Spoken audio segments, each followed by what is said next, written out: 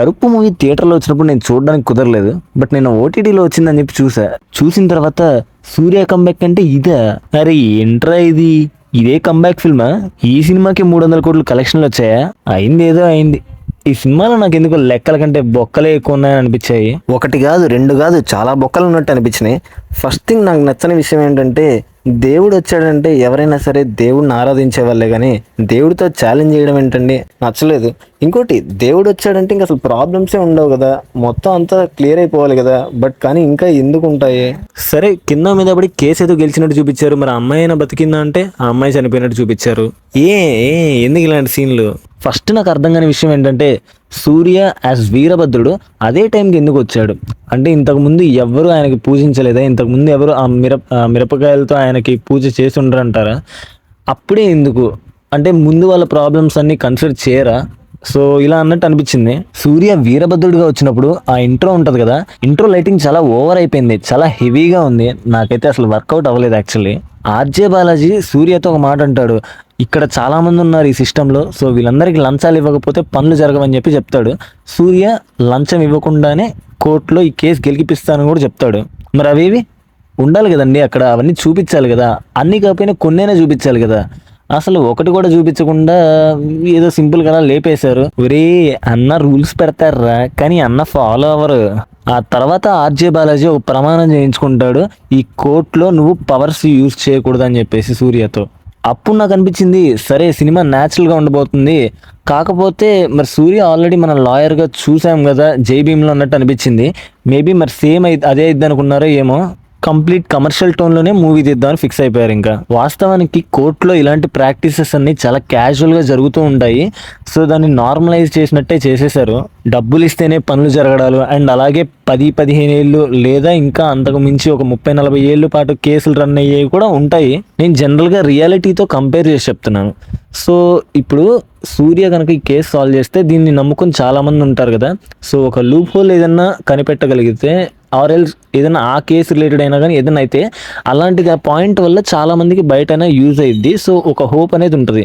But ఆయన powers use చేసి like ఇలాగే కంటిన్యూ చేస్తూ ఉంటే బయట రియాలిటీలో ఉన్న పీపుల్కి కొంచెం కూడా హోప్ ఉండదు కదా. సో మా కేసులు ఎప్పుడన్నా సాల్వ్ అవ్వాలంటే నిజమైన దేవుడు వస్తే తప్ప ఇవేవి సాల్వ్ అవ్వవు. సో ఇక్కడ ఓన్లీ ఇంజస్టిస్ మాత్రమే ఉందని చెప్పేసి లైక్ అందరు అనుకుంటారు కదా. ఇది సినిమా మాత్రమే, సో సినిమాని సినిమా లాగానే చూడాలంటారు. I agree.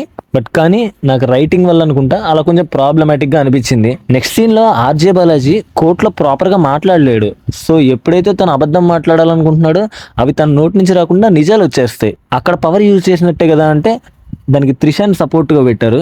ఎలా అంటే ముందు సీన్లో త్రిష ఆయనతో అంటుంది ఒక మాట ఏంటంటే, మా కోర్ట్ అనేది ఒకళ్ళు కూడా అబద్ధం చెప్పకూడదు, కోర్టు లోపల ఇలా ఉంటే చాలా మంచిగా ఉంటుంది అది ఇది అని చెప్పిద్ది. తనేమి పూజ కూడా చేయలేదు. కానీ ఈయన నెక్స్ట్ డేనే మరి ఎలా చేశాడు ఇదంతా? కోర్టులో ఒక్కళ్ళు కూడా అబద్ధం మాట్లాడరంట. అండ్ ఒక్కరోజే చాలా అంటే చాలా కేసెస్ సాల్వ్ అయిపోయినట్టు చూపించేస్తాడు. యాక్చువల్లీ సినిమా బాగుంటే లాజిక్స్ కొంచెం డైల్యూట్ అయ్యాయి. సినిమా నాకు ఓకే యావరేజ్గానే ఉంది. బట్ స్టిల్ అసలు లాజికల్ కనెక్ట్ కానీ అంటే మనకి ఆ ఎగ్జిక్యూషన్ వైజ్లోనే ఏదో తేడాగా ఉంది. కొంచెం ఏదో పిల్లలకు మాత్రమే నచ్చే సినిమా, పెద్దోళ్ళకి అంతేం కనెక్ట్ అవ్వదు అన్నట్టు, మనలాంటి యూత్కి అయితే అసలు కనెక్ట్ అవ్వదు అన్నట్టు. ఎందుకు ఇలా తీసారో అర్థం కాల. తీసినందుకు నాకేమనిపించలేదు. బట్ కానీ ఇదే సూర్య కంబ్యాక్ ఫిల్మ్ అన్నారు చూడు, నాకు అందుకు కాస్త వింతగా అనిపించింది. అండ్ ఆ కోర్టులో ఏంటండి ఆవిడెవరో ఉంటారు, రారీ రారు రారు అని ఏదో సాంగ్ ప్లే చేశారు. ఎందుకు అవసరమా ఈ క్రింజ్ అంతా? ఒకటి కాదు రెండు కాదు చాలా ఉన్నాయి. లాస్ట్లో కూడా సింగం వస్తాడు, మళ్ళీ లాస్ట్లో ఇంకో పొలిటీషియన్ గెటప్, మళ్ళీ తర్వాత ఇక్కడ ఏంటండి ఇప్పటి వరకు ఒక సరిహద్దు అని చెప్పారు.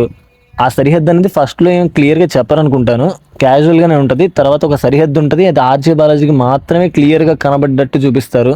అండ్ చూపించడం అయితే బాగాలేదండి. దానికి జస్టిఫికేషన్ కూడా ప్రాపర్గా నాకు అనిపించలేదు. ఓన్లీ ఆర్జే బాలాజీకి మాత్రమే కనబడుతున్నాయి, ఇంకెవరికి కనబడట్లేదా? Leo movie coffee shop scene అవసరమా అనిపించింది అధ్యక్ష. అండ్ లాస్ట్లో సింగం ఎంట్రీ, అసలు ఎందుకు? సరే బాగానే ఉంది, సరిహద్దు అన్నారు. సో ఆ సరిహద్దు వరకే సూర్య పవర్స్ పనిచేస్తాయి అనుకుందాం. మరి తర్వాత ఆ కోర్టుని మార్చేటప్పుడు సూర్య ఏం చేస్తున్నాడు? అక్కడ ఎవరు తప్పులు చేయకుండా చూసుకుంటాడు అన్నట్టే సూర్యని చూపించారు.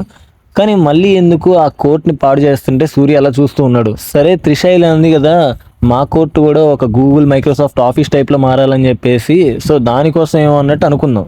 నిజం చెప్పండి, రియాలిటీలో అది కొంచెమైనా వర్కౌట్ అయిద్దా? నాకైతే అట్లీస్ట్ ఒక 0.1% కూడా వర్కౌట్ అయిద్దన్న ఫీలింగ్ లేదు. ఎందుకంటే గవర్నమెంట్ రూల్స్, గవర్నమెంట్ ప్రొసీజర్స్ అలా ఉంటాయి. సరే ఈ కోర్టులో మరి సూర్య సరిహద్దు లేదు కదా అనుకుంటే, అప్పుడు మళ్ళీ ఇంకొక విగ్రహం ఉందని చెప్పేసి, అక్కడ మళ్ళీ ఇంకొక దేవుడు ఉన్నాడని చెప్పేసి, సరే అదంతా ఫేక్ అని చెప్పేసి ఆర్జే బాలాజీ అంటూ ఉంటే, మళ్ళీ లాస్ట్లో అక్కడ రియల్గానే వస్తాడు దేవుడు. సో ఇంక ఏ సరిహద్దుకు వాళ్ళు ఉన్నప్పుడు మళ్ళీ లేరు అన్నట్టు మనల్ని ఎందుకు అలా క్రియేట్ చేసి నమ్మించి మళ్ళీ తర్వాత ఉన్నారని అలా చెప్పడం. ఇంకో సీన్ ఉంది, సూర్య కార్ని కట్ చేస్తాడు సరిహద్దులోకి రాగానే. అసలు కార్ని కట్ చేసిన సీన్ ఏంటండి? అంటే ఆ విఎఫ్ఎక్స్ ఏంటి, అసలు ఇదేంటి, చాలా దారుణంగా ఉంది. అట్లీస్ట్ కొంత న్యాచురల్గా మెయింటైన్ చేయడానికి ఆ కార్ అలా కట్ చేసిన తర్వాత అయినా అది కింద పడ్డట్టు చూపించాలి కదా. గాల్లో అలా స్ట్రైట్గా ఉంటాయి అన్నమాట, అటో పార్ట్ ఇటో పార్ట్.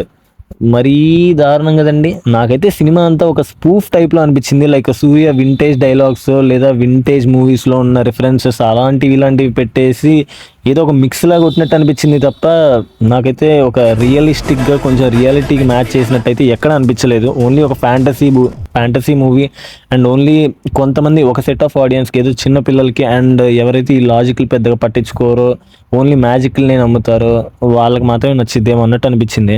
ఇంతకు వీరభద్రుడు మూవీ మీరు చూసారా? ఒకవేళ చూసుంటే మీకు ఎలా అనిపించిందో, మీరు ఈ సీన్స్ చూస్తున్నప్పుడు మీరు ఎలా ఫీల్ అయ్యారో కింద కమెంట్స్లో అయితే షేర్ చేసుకోవచ్చు. ఇలాంటి మరిన్ని వీడియోస్ కోసం మన ఛానల్ అయితే సబ్స్క్రైబ్ చేయండి.